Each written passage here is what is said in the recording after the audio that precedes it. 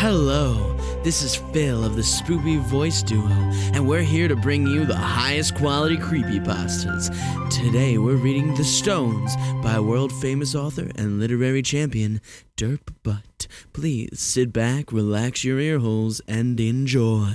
Only now that I've moved away from home have I begun to understand just how strange our lives were. I was raised on a small New England farm, just 65 acres. Next to us were my grandparents and miles of state forest. Behind us lay woods, a 1-acre pond, and swamps. My father would often take my brother and me on walks through this land. As we went, he would tell us bits of information about the local nature. That was how we first learned about the stones. There were about a dozen of these stone piles laying around the property, maybe 1.5 feet high and 4 feet wide. The stones were pretty small and compact, and I'll admit they didn't look like much. At first, my father told me to stay away from them.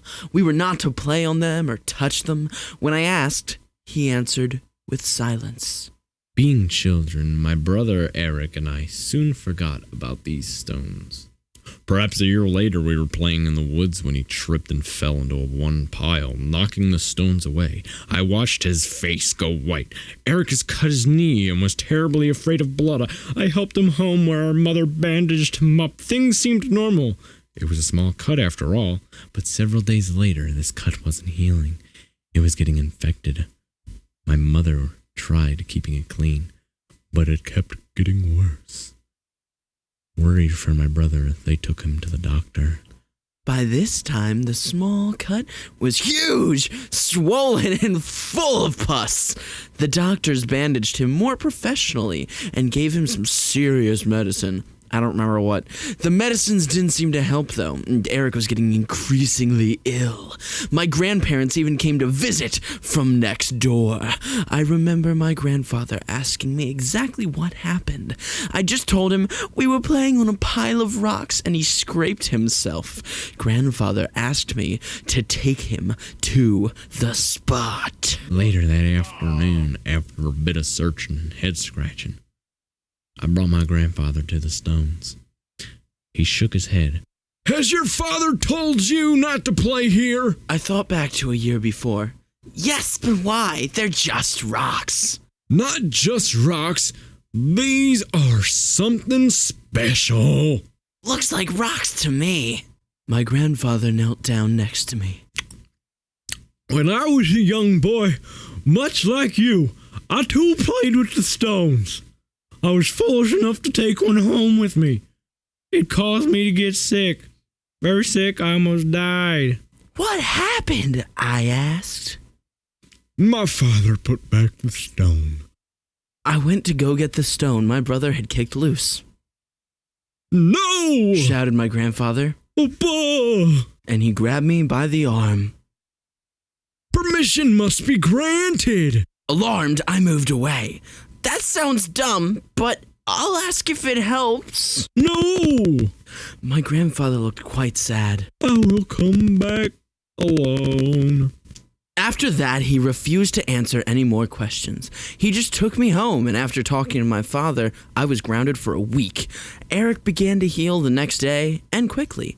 He was running around outside before I was. My grandparents came to visit again. Grandfather still refused my questions. He looked much older than before. When I went to see the stone pile, the rock was back in place.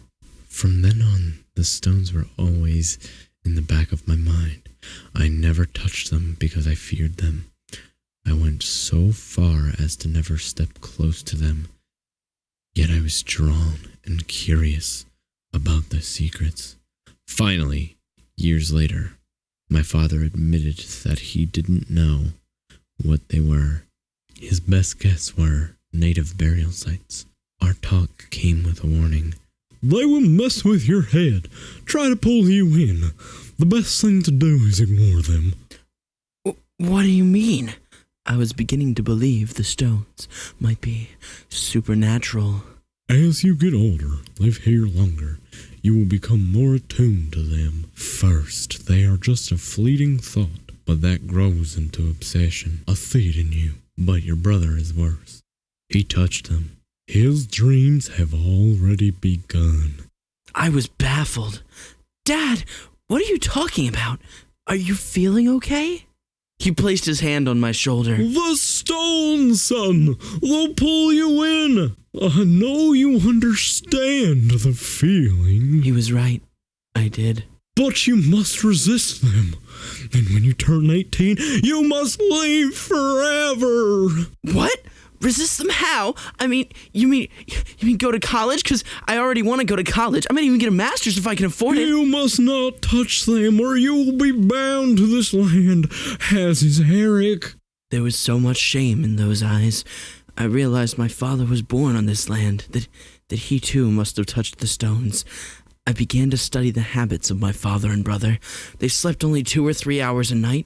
Their eyes stared into a distant place I could not see. They were poorly attempting to keep up healthy appearance for the sake of myself and my mother. When I was 17, the dreams started. Crazy dreams, so lifelike I often thought I was awake. I would find myself on a dirt road with so many colors. The colors were so vivid. Lemony yellow, raspberry red, orangey orange, grapey grape, and a dozen of other mixtures.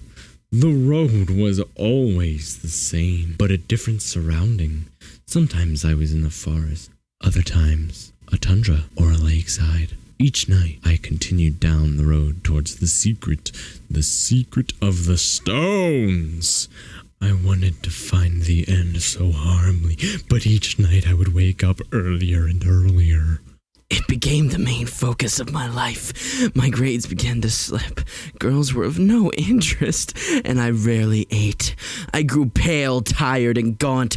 My mother wanted to keep me home from school, claiming I was too sick to attend. My father was staunchly opposed. He claimed that I needed to get away from the house.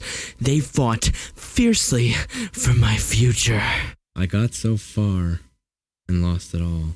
But in the end, I graduated high school and moved away to college. I promised to visit, but the second I left, the dream stopped. I started living again. I called to explain that I couldn't go back. My mother was in tears. My father never sounded so thrilled. Credit to Ryan Kleinschmidt.